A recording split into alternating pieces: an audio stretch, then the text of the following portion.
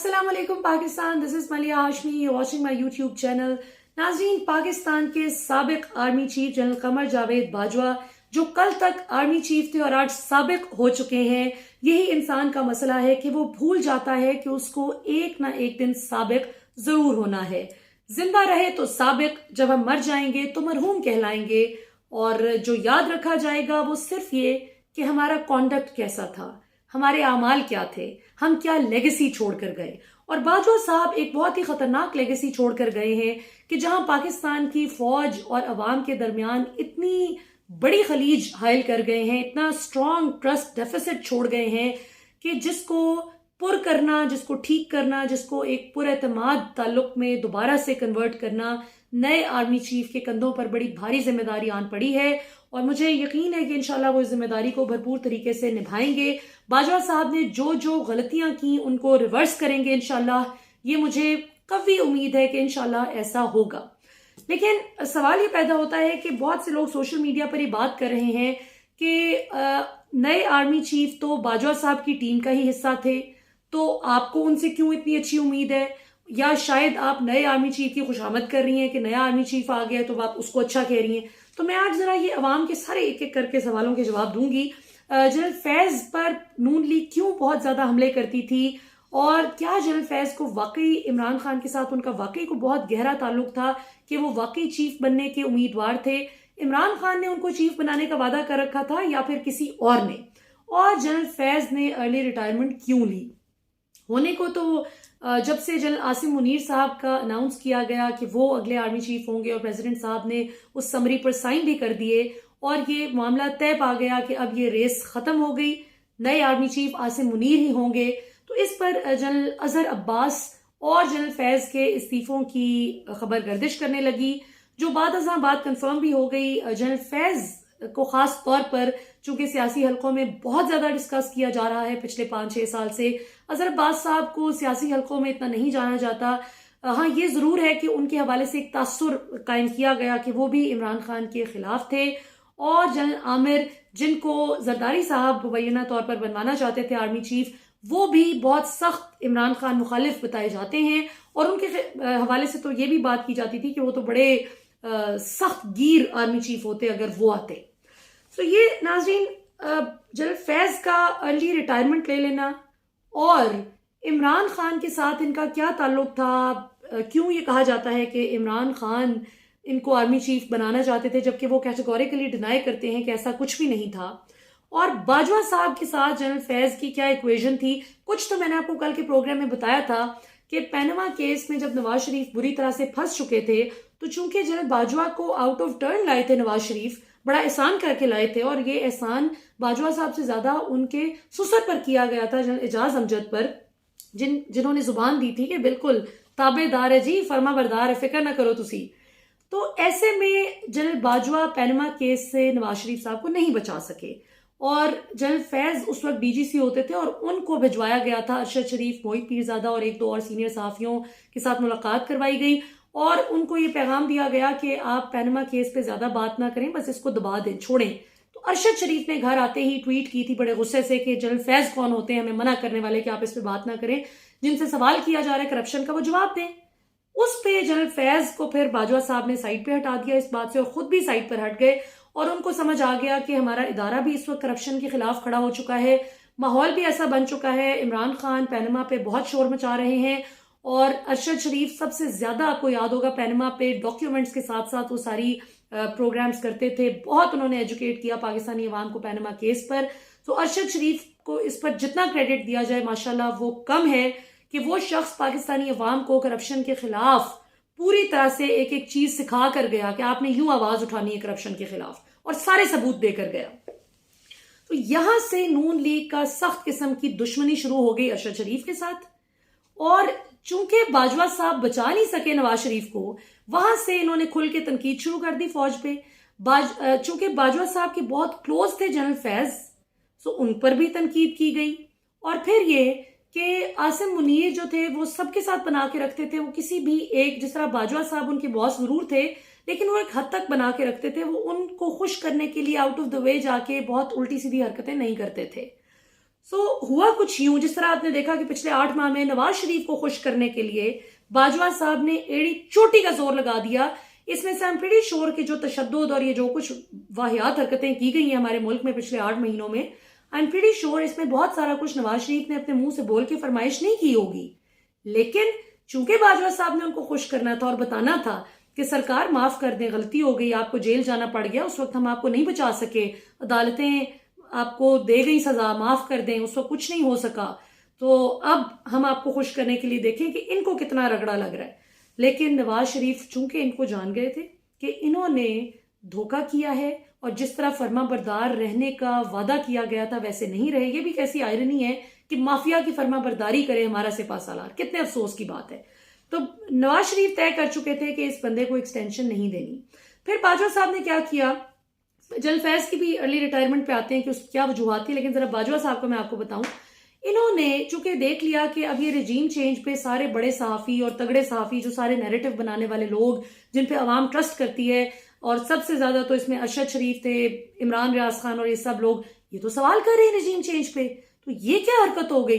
इस पे फिर उन्होंने क्या किया कि दाएं बाएं जिनको कभी उन्होंने, बाजवा साहब ने कोई इतनी जिनसे ज्यादा बातचीत नहीं की थी लेकिन वो थे बड़े चैनल्स पे ही, उन लोगों को जरा थोड़ा सा बाजवा साहब ने इत्मीनान में लेके, तो आज से तकरीबन 6 महीने पहले ये नैरेटिव रिजीम चेंज के बाद पैडल करने की कोशिश की, जो कि मुझे भी one of the top 2-3 channels उनमें से एक पे एक बंदा आता है और प्राइम टाइम पे शो करता है, वोंट टेक हिज नेम क्योंकि निजी महफिल में बात हुई थी तो फिर एक इमोरल हरकत है अगर मैं नाम लूं, लेकिन बात बतानी बड़ी जरूरी है कि उसने मुझे बताया कि ये मेरी कुछ इन्फॉर्मेशन है और कुछ तज्जिए की बुनियाद पे मैं आपको बता रहा हूं, और वो बाजवा साहब से डायरेक्टली कम्युनिकेशन करता था, वो डायरेक्टली राब्ते में था। तो उसने कहा कि अभी आने वाले दिनों में आप देखेंगे कि जितने भी रेस में लगे हुए आर्मी चीफ इनमें से किसी ने नहीं बनना, बाजवा साहब को ही तकरीबन 1.5 साल की एक्सटेंशन मिल जाएगी, और ये बाजवा साहब खुद नहीं मांगेंगे, ये आलमी ताकतें कहेंगी नून लीग को, और फिर इनको देनी पड़ेगी एक्सटेंशन, क्योंकि जाहिर है अभी माहौल ऐसा है कि अब कोई भी नया चीफ आए तो वो तो इमरान खान के खिलाफ इस तरह से नहीं होगा जिस तरह बाजवा साहब खुल के आए हुए। यहां से मुझे समझ आई, उसी दिन मुझे समझ आ गई थी कि बाजवा साहब अपनी कैंपेन अब इस तरह से वर्ड ऑफ माउथ मार्केटिंग के जरिए करवा रहे हैं। और मैं किसी को छोटा बड़ा नहीं कहती सहाफी, लेकिन मतलब ऐसे लोग कि जिनकी बात की कोई इतनी वर्थ नहीं है, जिनको इतना कुछ सुनता नहीं है, लेकिन अब बाजवा साहब इस लेवल पे आ गए हैं कि वो इस तरह से बात अपनी पैडल करवा रहे हैं कि किसी तरह मेरी एक्सटेंशन की खबर से लोगों को जरा, people should be okay with this news, अगर ये आती है तो लोग इतना सरप्राइज ना हो, शॉक में ना चले जाए कि ये क्या, एक और बार एक्सटेंशन। इनका पूरा प्रोग्राम था कि एक्सटेंशन मिले। अब कुछ लोग कहते हैं कि जितनी जिल्लत हो रही थी तो उसमें यही बेहतर था कि वो चले जाते, लेकिन जराये के मुताबिक आखिरी दम तक इनकी कोशिश थी कि या तो इनका खुद कोई काम बन जाए या फिर कोई ऐसा बंदा आए जो आके करप्शन केसेस पे सवाल ना करे, क्योंकि करप्शन नवाज शरीफ जरदारी ने अकेले नहीं की थी। फिर आपने देखा कि आखिर में जिन पे मेहरबानियां करते रहे बाजवा साहब, जिनको एनआरओ दिलवाया, उन्होंने ही फिर इनके सारे मामलात खोले, कौन सा साबिर मिठू, कौन सा क्या, कैसे इनकी अरबपति होगी बहू, ये सारे मामलात। आपका क्या ख्याल है, ये इनलैंड रेवेन्यू के या एफबीआर के लोग इतनी जुर्रत है इनमें कि इस तरह की बात ही सामने खोल दे? या अहमद नूरानी, कैसे उन्होंने स्टोरी की, किसने सारी इंफॉर्मेशन दी, और 1-1.5 साल लगा के अहमद नूरानी कहते हैं कि मैंने बड़ा होमवर्क किया इस पे, तो कौन मददगार था इस पे, ये समझने की बातें। सो बहरहाल जी, किस्सा मुख्तसर ये कि साथ साथ नून लीग जनरल फैज को भी गालियां देती रही। अब हम लोग हमेशा ये सवाल उठाते थे कि भाई जनरल फैज को इतनी गाली गलोच होती है, उस पर कोई इदारे में गमो गुस्सा नहीं पाया जाता, लेकिन जिधर आप रिजीम चेंज पे सवाल करें उधर डीजीआईएसपीआर की तरफ से भी बात आ जाती है कि जी गमो गुस्सा पाया जा रहा है, फौज की बड़ी तजलील कर दी, तौहीन कर दी। ये किस किस्म की हिपोक्रेसी है? यहां से फिर मुझे आहिस्ता आहिस्ता चीजें समझ आनी शुरू हुई, और मेरे कुछ दोस्तों को भी, कि जनरल फैज और जनरल बाजवा, चूंकि वो क्या था, Santa Singh and Banta Singh, one and the same thing, तो वो बात थी कि चूंकि ये एक ही थे और नून लीग जिसको भी मुंह भर भर के गालियां दे तो आप समझ जाएं कि वो उन्हीं का बंदा है। तो जनरल फैज का ये तासुर जानबूझ के नून लीग ने गालियां दे दे के जलसों में ये कायम करने की कोशिश की, तासुर कि जनरल फैज तो इमरान खान का बंदा है और इमरान खान इसको आर्मी चीफ लगाना चाहता है।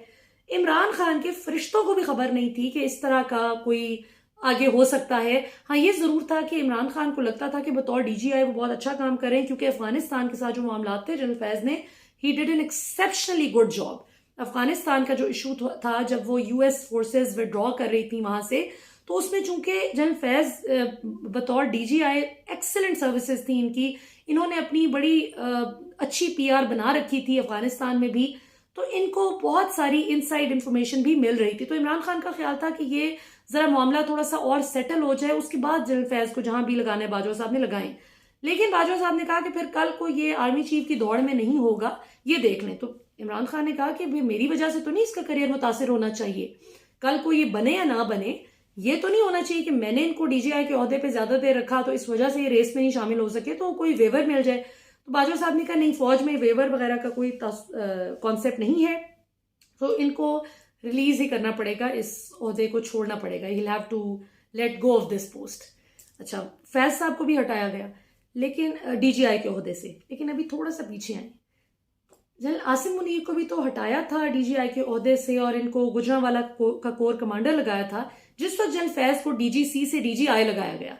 अब बात यह है कि जनरल फैज ने अर्ली रिटायरमेंट क्यों ली, क्योंकि कहने वाले कहते हैं, हम इसमें दो तरह की राय है, एक वो राय है जो बहुत ही प्रो जनरल फैज ग्रुप है और एक एंटी जनरल फैज ग्रुप है। लेकिन ये दोनों जो भी कहें, regardless of whatever either of them says, बात तो ये है कि जनरल फैज और जनरल आसिम मुनीर सख्त किस्म का कंपटीशन था इनका, और चूंकि जनरल बाजवा के बहुत करीब थे जनरल फैज, और जो गालियां जनरल फैज को पड़ रही थी वो बाजवा साहब को पड़ रही थी नून लीग से, और ये नून लीग के बहुत करीब थे, और तासुर ये जा रहा था कि जनरल फैज इमरान खान का बंदा है और इमरान खान बड़े करीबी हैं जनरल फैज के, और इमरान खान के फरिश्तों को नहीं पता कि किस किस्म की खिचड़ी पक रही है।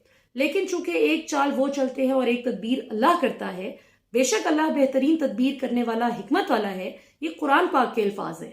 तो अल्लाह अल हक है, वो सच के साथ है, मतलब कि जो बदनीयत लोग जो मर्जी प्लान करते रहें, अल्लाह ताला इवेंचुअली एक प्लान बनाते हैं और इनके सारे प्लान वो पानी में बहा कर ले जाता है, अल्लाह का प्लान गर्क कर देता है, अल्लाह का प्लान बदनीयत लोगों के सारे प्लान्स को। तो आपने देखा कि जिनका ये ख्याल था कि हम कंट्रोल करेंगे, बाजवा साहब ने खैर से जितने भी लोग आर्मी चीफ की रेस में थे तकरीबन सबको लारा लगाया हुआ था कि अगला चीफ तू ही है, तो फिक्र ना कर। फिक्र इनको ये थी कि जो एनआरओ का सिलसिला चला है ये रुकना नहीं चाहिए, ये कम अज कम भी अगले 3 से 6 साल तक चल जाए, फिर आगे इमरान खान की कितनी जिंदगी होगी देखी जाएगी आगे। फिर एक दफा रात गई बात गई, इस मामले से तो निकलो ना, इस मरहले से निकलो। नून लीग जाहिर शहबाज शरीफ वगैरह को चाहिए था अपने केसेस से रिलीफ, तो जिस वक्त इमरान खान को बहुत सारी चीजों की बतौर प्राइम मिनिस्टर समझ आनी शुरू हो गई, तो फैसला हो गया कि इमरान खान को भी अब साइड पे हटाया जाएगा, क्योंकि अब इमरान खान खतरनाक हो रहे हैं।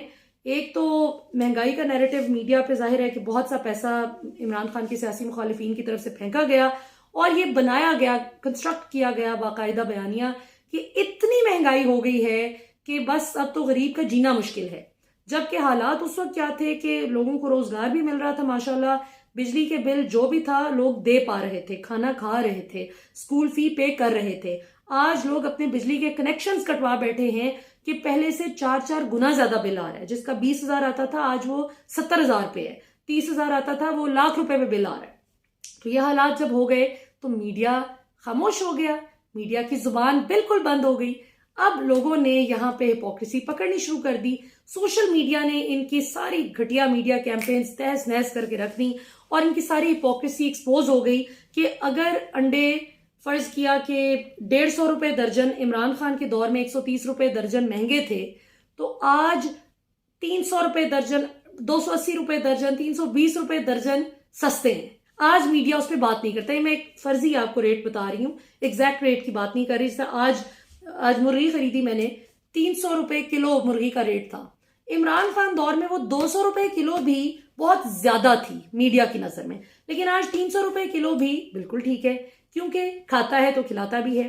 सो ये कुछ इश्यूज थे कि जनरल फैज को जहां जहां बाजवा साहब ने अपनी मर्जी से डिप्लॉय करना था करते रहे, और इनको बल्कि उल्टा मजा आ रहा था कि अच्छी बात है, अवाम में ये ओपिनियन पाया जाता है कि एक पीटीआई के साथ है तो एक जरा पीडीएम को डिफेंड कर रहा है, तो ठीक है हमारा काम सही चल रहा है। बाजवा ये आसिम मुनीर साहब के हवाले से 2 खबरें उड़ाई गई। एक ये कि वो टाइल्स का एक स्कैंडल बनाया गया कि देखें जी इन्होंने तो करप्शन की थी, और दूसरा कि गुजरांवाला के जब ये कोर कमांडर थे तो साबिर मिठू को बड़ा ऑब्लाइज करते रहे जी, बड़ा उनको सपोर्ट किया है बाजवा साहब की समधी को, आसिम मुनीर साहब ने। ये ठीक है कि वो बना के सबसे रखते थे, लेकिन ये भी बात दुरुस्त है कि अब हमें बहुत सी चीजें जो हमने चेक की, लोग बताते हैं, वो कहते हैं कि करप्शन के खिलाफ थे, करप्शन को अकोमोडेट नहीं करते थे। सो इल्जाम जनरल फैज पे ये आयद किया जाता है कि इन्होंने आसिम मुनीर के खिलाफ हर तरह की कैंपेन चलवाई, जबकि नून लीग जनरल फैज के खिलाफ हर तरह की कैंपेन चला रही थी। और अंदर खाते जनरल फैज बाजवा साहब से लॉयल थे, इमरान खान से कोई ताल्लुक नहीं था। इस हद तक जरूर उन्होंने बना के रखी हुई थी कि अगला चीफ मैं बन जाऊं, इतनी मेरी हो कि प्राइम मिनिस्टर तो उस वक्त इमरान खान थे। ये इमरान खान के दौर में ही फैसला होना था ना, 2023 में जाके खत्म होना था ये दौर। तो रिजीम चेंज करके वो जो खुर्रम दस्तगीर ने भी कहा कि 100 नई अदालतें इमरान खान बनवाने जा रहा था नैब की, हम सब जेल में होते, अगले 10-15 साल इमरान खान ही फिर इख्तिदार में होता, हम सबको सजाएं हो जाती। तो इस सारी चीज को रोकने के लिए कि सजाएं ना हो जाएं, क्योंकि सिविलियन लोगों को सजाएं हो जाती तो फिर जो लोग साथ मिले हुए थे और जिन्होंने अपनी नाक के नीचे सारी करप्शन होने दी, जिनका काम था कि वो रिपोर्ट करते गलत लोगों की कारस्तानियों को, उसको पकड़ने की बजाय उल्टा उनको फैसिलिटेट किया और खुद भी अच्छे हाथ मारे, तो वो भी पकड़े जाते। इसलिए बचाना जरूरी था। तो जनरल फैज के हवाले से अब कई लोग ये बात कर रहे हैं कि एक तो जाहिर है कि उनको ये ग्रीवेंस है कि मुझसे वादा किया गया था कि मेरा चांस बहुत ब्राइट है चीफ बनने का, तो एक तो चीफ नहीं बना। दूसरा ये कि इनको लगता है कि वो 76 लॉन्ग कोर्स के हैं, 76 लॉन्ग कोर्स के हैं, ये भी, और अजहर अब्बास साहब भी। तो एक आपको एक वो भी फीलिंग आती है कि मतलब मैं एक कुर्सी पे खुद को इन्विजन कर रहा था और अब वहां पे कोई और बैठा होगा और उसको मैं रिपोर्ट करूं। और फिर ये कि ये केस तो नहीं है कि सुपरसीड कर गए हों इनको आसिम मुनीर साहब। सो एक खतरा ये भी बताया जाता है कि जनरल फैज को ये भी डर है कि इनका कोर्ट मार्शल ना कर दें। ये जब आए जनरल आसिम मुनीर और आके चीजें संभालें तो इनका कोर्ट मार्शल ना कर दिया जाए। और कोर्ट मार्शल किसी सियासी बात की वजह से नहीं है कि नून लीग क्या कहती थी तो पीटीआई क्या कहती थी, नहीं, वो एक और फौज का अंदरूनी मामला है जिसकी वजह से ये खतरा फौज के अंदर से ही लोग बताते हैं कि ये भी एक पाया जा रहा था। और फिर ये कि आसिम मुनीर को नवाज शरीफ तो सिर्फ और सिर्फ इस एक मकसद के लिए लाना चाहते थे कि चूंकि खुद जितने रिवेंजफुल और विंडिक्टिव हैं नवाज शरीफ, बदला कब्र तक लेना जानते हैं, तो इनको था कि डीजीआई के ओहदे से जनरल आसिम मुनीर को इमरान खान ने हटाया था, तो आसिम मुनीर आके बदला लेगा इमरान खान से। और असल में हकीकत ये थी कि जनरल बाजवा एंड कंपनी को ये वारा नहीं खाता था कि आसिम मुनीर मजीद अब डीजीआई रहे, और जनरल फैज को भी ये जाहिर मजेदार बात लग रही थी कि अगर वो डीजीसी से अब डीजीआई के ओहदे पर आए, तो डीजीआई बड़ा पावरफुल पोजीशन होती है आईएसआई का सरबराह। सो ये बाजवा साहब की मुखालफत थी आसिम मुनीर से, जिसको इमरान खान की मुखालफत बना के पेश किया गया। इसमें कोई शक नहीं कि आसिम मुनीर ने बड़े लोगों की करप्शन के सबूत रखे कि जी ये बंदा ये कर रहा है, जो कि डीजीआई का काम भी है। लेकिन ये तासुर देना कि ये खुद करप्ट था और इमरान खान के साथ कोई लड़ाई थी, ऐसा नहीं। इमरान खान के साथ अगर लड़ाई होती या इमरान खान को कोई बदले लेने की इस तरह की आदतें होती तो इमरान खान कभी भी ये समरी प्रेसिडेंट को ना कहते कि आप साइन करें और होने दें, जो आता है आने दें, आसिम एक कॉम्पिटेंट ऑफिसर है। और आखिर में जनरल आसिम मुनीर ने एक ऑपरेशन क्लीन अप किया था जब ये डीजीएम आए थे, और उसके बाद जब ये डीजीआई बने, उस वजह से भी बहुत से लोग इनके खिलाफ है, क्योंकि कई लोगों को फिर फौज से फारिग किया गया था। एक बहुत बड़ी एक गलती थी जिसपे कुछ लोगों को पकड़ा गया था, मैं इतना ही कह सकती हूँ। तो जाहिर है कि जो लोग भी उस गलती में कनेक्टेड थे और इन्वॉल्व थे, उनको आसिम मुनीर से बहुत मसला था। अब आगे Asim Munir from this point onwards क्या करते हैं, वो कैसा कॉन्डक्ट रखते हैं, कैसी पॉलिसीज बनाते हैं, क्या वो आजम स्वाति पर, ये जो असल तकलीफ तो बाजवा साहब को यही थी ना कि आजम स्वाति ने एक ट्वीट कर दी थी। आजम स्वाति ने ट्वीट करके पूछा था, इनके असासाजात के हवाले से बात की, इनकी रिजीम चेंज ऑपरेशन में जो किरदार था उसके हवाले से बात की। पहली ट्वीट ये थी। दूसरा सवाल आजम स्वाति ने इनके खानदान के असासाजात में होशरुबा इजाफा जो अचानक से हो गया उस पर बात की थी। यही मसला था ना कि सवाल क्यों कर रहा है, नून लीग के लोगों के खिलाफ कभी क्यों नहीं कार्रवाई इस तरह की गई। हालांकि बातें तो वो भी कर रहे हैं कि असासाजात का जवाब दें और ये वो, इसलिए कि तुसी उन्होंने दे काने हो। हाजी साहब उनके काने थे, उनको पता था कि उनके पास they had and they still have so much on him कि बात नहीं कर सकते थे उन पे। आपने इसहाक डार की गुफ्तगू सुनी थी जिस तरह से उन्होंने कहा कि ये बाजवा साहब ये जुर्रत क्या है मेरे बारे में इस तरह की बात करें, ये तो आगे मेरे बोल नहीं सकते थे, ऐसे थे। याद है आपको वो क्लिप? मैं एक दिन आप इंशाल्लाह मेरा ख्याल है आज रात को ही मैं ढूंढ के ना आपको सुनाऊंगी अगली प्रोग्राम में इंशाल्लाह, कि किस तरह से इसहाक डार बात करते थे बाजवा साहब के बारे में। सो जुर्रत एवं नहीं आ जाती, जुर्रत दी जाती है। ये बदतमीजी इन्होंने इसलिए की कि इस बदतमीजी की जुर्रत आपने दी बाजवा साहब, और आपने जुल्म ये किया कि आपने पाकिस्तान की फौज के प्रेस्टिजियस इदारे पर टें टें करने के लिए और हमले करने के लिए आपने करप्ट नासिर को इतनी जुर्रत दे दी। और उससे बड़ा जुल्म आपने ये किया कि जब सवाल आपसे पूछा जाता है कि आप अपने असातिज़ात का जवाब दें कि आपने रिजीम चेंज में क्यों इतना बढ़ चढ़ के हिस्सा लिया, तो आप आगे से कहते हैं कि मुझ पे और फौज पे हमले किए गए। नहीं जनाब, फौज पे किसी ने हमला नहीं किया। फौज के साथ पूरी पाकिस्तानी कौम डट के खड़ी है माशाल्लाह। सो मच तो कि पिछले 8 माह में जो कुछ तमाशे इस मुल्क में हुए, जिस तरह से अरशद शरीफ को धमकियां दी गई, हम सबको पता है किसने दी, हम सबको पता है वो किसने दिलवाई, हम सबको पता है कि अरशद शरीफ किस से जान बचा के इस मुल्क से गए थे। तो ये बताएं कि आज जिस नहज पे पाकिस्तान आ चुका है, इस सब के बावजूद नए आर्मी चीफ को पाकिस्तानी कौम ने खुश दिली से वेलकम किया। अगर फौज से नफरत होती इस मुल्क को, इस कौम को, तो लोग कहते हैं कि बस जाएं जाएं, कोई अगले को आने की जरूरत नहीं है, इदारा ही खत्म करें, हमें जरूरत ही नहीं है इसकी। लोगों ने उसी इज्जत से नए आर्मी चीफ को नवाजा जिस तरह आपको पहले दिन नवाजा गया। और आपका जो आखिरी दिन था जब आप वो हैंडिंग ओवर टेकिंग ओवर थी कल सेरेमनी, तो मुझे बहुत खुशी हुई कि नए आर्मी चीफ ने आपको उस तरह से बिल्कुल भी गर्मजोशी से ट्रीट नहीं किया जिस तरह से आप बहुत ज़्यादा थपकियां दे रहे थे। ये तो एक प्रोफेशनल नॉर्म भी नहीं है, लेकिन चूंकि आप गड़बड़ा गए, आपने जो नौ मुंतखब आर्मी चीफ की बॉडी लैंग्वेज आप देख चुके थे और आप एंड तक अड़े हुए थे कि आसिम मुनीर को नहीं लगाना। क्यों? नवाज शरीफ तो इसलिए उनकी हिमायत कर रहे थे ना कि इमरान खान ने इनको डीजीआई से हटाया था, तो शायद इमरान खान से बदला लें, इस उम्मीद पे वो लगे हुए थे। लेकिन आप इसलिए उनके खिलाफ थे क्योंकि आपको पता है कि आसिम मुनीर को बहुत कुछ पता है। और दूसरी बात ये कि आप समरी जो जीएचक्यू रोक के बैठे हुए थे, और जिस वक्त ख्वाजा आसिफ ने कहा कि प्राइम मिनिस्टर ने खत लिखा है और हमने मिनिस्ट्री ऑफ डिफेंस ने खत भिजवा दिया जीएचक्यू को कि आप जल्दी समरी भेज दें, याद है ना आपको बाजवा साहब? और जिस वक्त नून लीग हुकूमत ने भी, कुछ दिन पहले की बात है, नून लीग के वज़रा राना सनाउल्लाह वगैरह ने कहना शुरू कर दिया था कि ना भी अगर समरी आए जीएचक्यू से तो कोई बात नहीं, प्राइम मिनिस्टर के पास इख्तियार है कि वो किसी को भी आर्मी चीफ बना सकता है।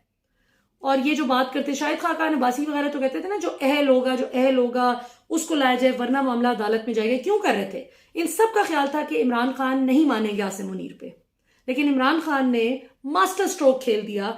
और आज नून लीग ये नहीं कह सकती कि हम इनको लाए हैं। आज ठीक है, एक म्यूचुअल कंसेंसस से आए हैं आर्मी चीफ, और ऐसा बंदा आया है कि जिससे इनको उम्मीद थी कि वो इस एनआरओ के तसलसल को कायम रखेगा और बाजवा साहब के नक्शे कदम पे चलेगा। लेकिन अब आसिम मुनीर साहब को फैसला करना है। सब कुछ उनके सामने क्रिस्टल क्लियर है। बड़ी उम्मीद से पाकिस्तानी कौम उनकी तरफ देख रही है कि वो इंशाल्लाह मुल्क को सीधी तरफ लेकर चले। इदारों का कोई काम नहीं है कि वो सियासत में इंटरफेयर करें, बिल्कुल कोई काम नहीं है। ये अनपढ़ सियासतदानों को मैनेज करना और फिर ये कि कभी कोई धरना करा देना, जिस तरह से आए दिन हम देखते थे जी, ये रिजवी साहब, क्या नाम था इनका, खादिम हुसैन रिजवी, कभी बड़ी से बड़ी बात भी हो जाए तो टीएलपी नहीं आई, और कभी जरा सी बात हो तो कहां से इशारा मिलता था वो हम सब जानते हैं। तो अब इस सारी चीज को खत्म होना चाहिए और मेरिट पे चीजें चलनी चाहिए। अब आसिम मुनीर साहब के पास बड़ा शानदार मौका है कि वो कोर्स करेक्शन कर सकते हैं इंशाल्लाह। और ये कि अब जो एक नया सेटअप शुरू हो रहा है इंशाल्लाह, तो इसमें अब किसी करप्ट एलिमेंट की गुंजाइश नहीं है। और नए आने वाले आर्मी चीफ भी देख चुके हैं कि जाने वाले के साथ इस मुल्क और कौम ने जो हशर किया, जो सलूक किया है, जिस तरह से जब तक उनको इज्जत मिली तो वो भी इंतहा की मिली, जब जो अच्छी चीजें सामने आ रही थी, और जब उनका गठजोड़ बेनकाब हुआ करप्ट नासिर के साथ, तो फिर लोगों ने पिछले 8 माह में बाजवा साहब के साथ वो कर दिया है जो शायद पिछले 40 साल में नवाज शरीफ जरदारी के साथ भी नहीं किया होगा। जिस तरह ये हशर होता है ना एवनफील्ड अपार्टमेंट्स के बाहर नवाज शरीफ का, तकरीबन वैसा ही हाल बाजवा साहब का हर लम्हे हुआ है पाकिस्तानी कौम की जानिब से। सो ये मार धाड़ जो है, this is not the answer. और आखिर में आजम स्वाति ने जो सवाल किए हैं वो बड़े लेजिट सवाल है। अगर उन्होंने कोई गैर कानूनी काम किया है बिल्कुल उस पर सजा दें, लेकिन सवाल करना ना तो गैर जमहूरी है ना ही गैर कानूनी है, बल्कि ये अमल गैर जमहूरी है, ये तरीक़ेकार गैर जमहूरी है कि किसी को सवाल करने पे आप इस तरह से उल्टा टांग दें। और ये कि उन पर जो 30-32 FIRs काटी गई हैं, या तो उनकी वजह बताई जाए कि वजह क्या है कानूनी तौर पर, या फिर वो FIRs जो इंतहाई बोगस हैं उनको ख़त्म करके एक इंसानों वाला मुआशरा बनाया जाए, जो इंतहाई हैवानों वाला जंगल बना दिया गया पिछले 8 माह में। अभी तक के लिए नाज़रीन इतना ही। आई होप चीज़ें बेहतरी की तरफ जाएंगी इंशाल्लाह। जनरल फैज़ का अर्ली रिटायरमेंट लेना बहुत ही अच्छा फैसला है। वजूहात जो प्रोबेबल वजूहात हैं वो मैंने आपको बता दी कि अब जाहिर है जिनके साथ कांटे का मुकाबला था और जिनके खिलाफ आपने हर हद पे जाके चालें भी चली हों, वो जब आपके बॉस बन जाएं तो जाहिर है कि आप तो कहेंगे कि मैंने एक दिन भी इनके अंडर सर्व नहीं करना। और दूसरा एक, कई लोगों को अपनी ग्रेस के खिलाफ ये लगता है कि मैं एक मुकाबले में था और अगर मैं इस मुकाबले से बाहर हो गया हूं, तो बहुत लोग पहले भी रिटायरमेंट ले लेते हैं जब उनको लगता है कि अब मुकाबला खत्म हो गया है और अब प्रमोशन का चांस बाकी नहीं है। लेकिन जो खतरात बताए जाते हैं फैज साहब को आसिम मुनीर साहब से, वो भी मैंने आपको बता दिए। ओवरऑल ये बहुत अच्छा फैसला इसलिए हो गया कि जनरल फैज अगर आ जाते और 3 साल अगर फर्ज किया वो चीफ बन भी जाते तो ये बहुत ही कंट्रोवर्शियल गुजरते फिर अगले 3 साल भी, क्योंकि नून लीग ने फिर जीना हराम कर देना था। और इमरान खान को या तो टके का फायदा जनरल फैज से मिला हो, फिर तो चलो बातें भी बंदा सुने कि इस ठीक है जी इमरान खान के साथ गठजोड़ था। मजा तो तब होता ना, हम तो तब मानते मजे से इस क्लेम को नून लीग के जो कहते थे कि फैज इमरान गठजोड़, हम तो तब मानते कि जब रिजीम चेंज बिल्कुल होने को होती और जब फैज कोई ऐसा पत्ता खेलते कि रिजीम चेंज रुक जाती, फिर तो हम समझ भी आती कि जी इमरान खान के बड़े हक में है।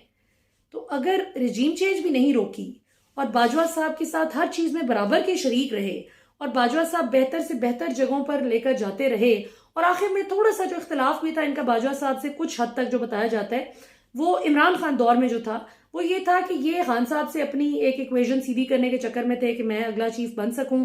तो वो बाजवा साहब को ये फील हुआ कि कई बातें ये मुझे नहीं बताते जो ये सीधा प्राइम मिनिस्टर को बताते हैं।